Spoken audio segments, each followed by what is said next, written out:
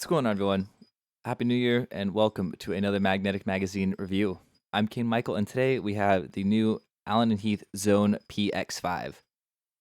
It's a 4+1 analog mixer with a digital effects section, and essentially Allen Heath's challenge to the Pioneer DJM.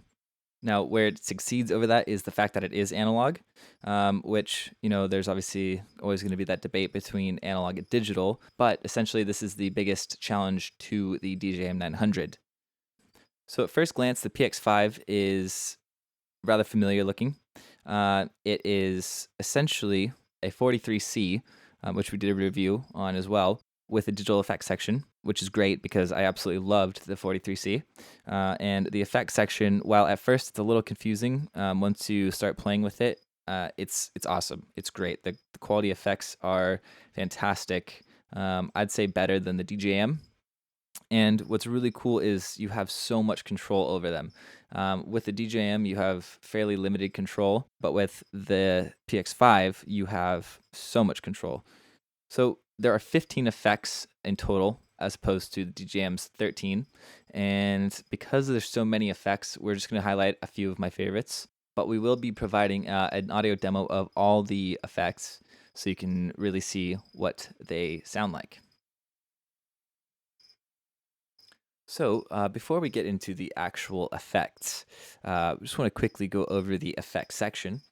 Starting from the top, we have the channel selection knob, which allows you to select which channel is being affected by the effects, or you can have it on the master channel.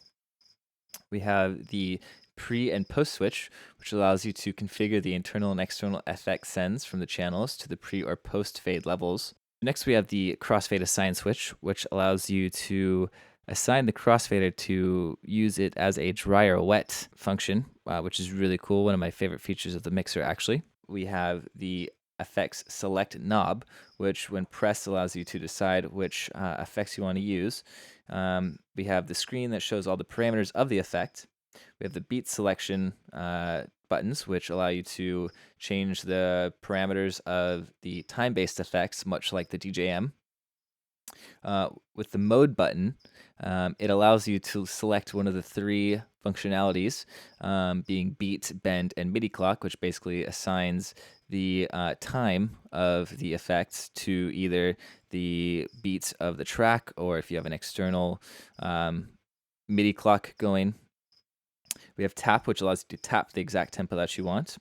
We have the time interval knob, which allows you to adjust the milliseconds of time-based effects, and when not using a time-based effect, it allows you to select the diffusion, or change the diffusion, I should say, of non-time-based effects such as reverbs and echoes. We have the decay knob, which is pretty straightforward, and then the focus, which is pretty cool because depending on the effect, it either adjusts the selected filter of the effect. So if you've got like you've got like a reverb or a delay going.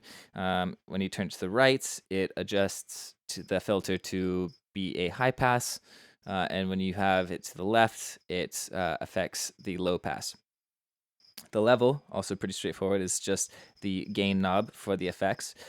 You have the on button, which on or off for the effects, and then Q, which Q allows you to hear the effects in your headphones. So the first effect I'm going to show you is called mod delay, and it's delay based on the early 80s delays.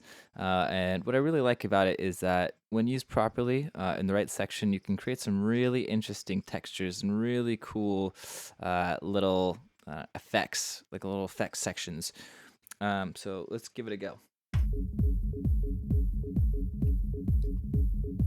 As I said, I have the effects assigned to the crossfader. X is dry, Y is wet, and I'll slowly move that so you can hear it start to take effect.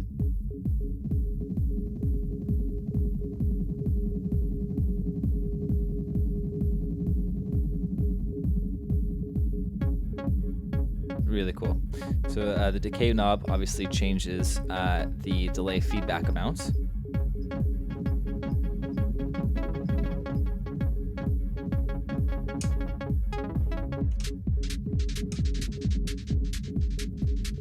And the focus knob changes the LFO speed. So the LFO, when in the counterclockwise position, changes or creates a kind of weird wobbly effect. Now as I turn it clockwise, you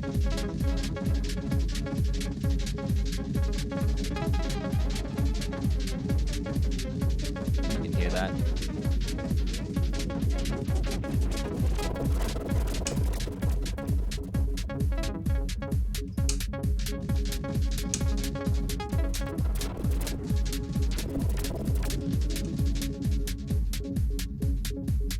Really cool, really like that. Next one I'm going to show you is called the concert hall, which essentially is just a really, really large reverb. And now because it's not a time-based effect, the interval knob is going to be changing the diffusion of it. And as you can see, let me put the focus back up here. When I have it in the lowest setting for diffusion, you can hear it's kind of crispy. And then as I slowly turn it, creates a more rounded, smooth sound.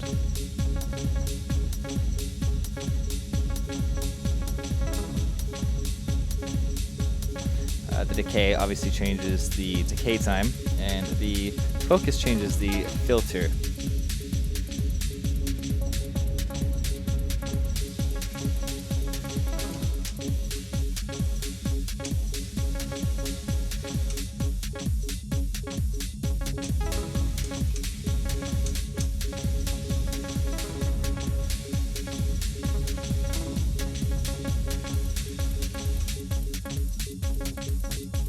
Really like that. Good for breakdowns and stuff like that to create really, really dramatic sections. And then the last one I'm going to show you is called Time Warp. So Time Warp allows you to manipulate time and space, and it's good for buildups and breakdowns. The decay knob changes the feedback amount, and the focus changes the vocal shifting semitones. So if you have like a vocal, it allows you to create almost like a harmony, but it can either be up to or down to an octave. But when there's no vocals, it sounds like this.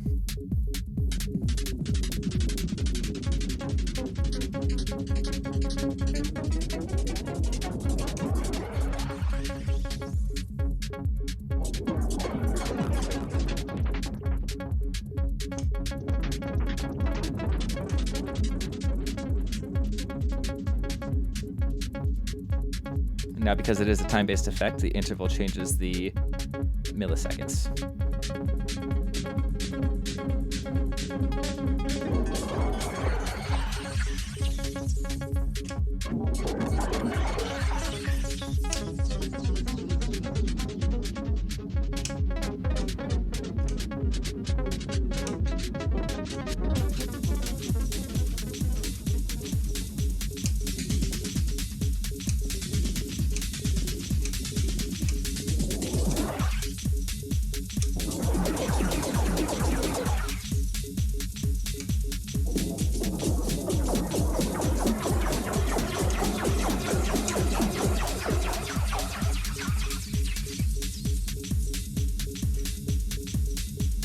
So that's it for the effects that I'm going to show you. Overall, it's a great piece of hardware. I absolutely loved the 43C, as I said.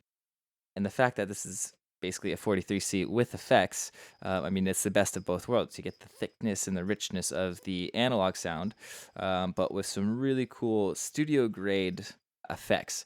Pioneer claims that theirs are studio grade, but personally, I think they sound a little metallic and a little cheap. These ones sound great, and the fact that you have the ability to dial in such a precise level with the effects, it's fantastic, because you do have some of that control with the DJM, like I said earlier, but not to this extent. And it does have a sound card, so you can use it with any sort of DJing program. And yeah, that's the Xone PX5. As I said, we will provide an audio demo of all of the effects provided by Allen Heath, so you can hear exactly what they sound like, as well as some other descriptions for them. Once again, I'm Kane Michael, and this is a Magnetic Magazine review.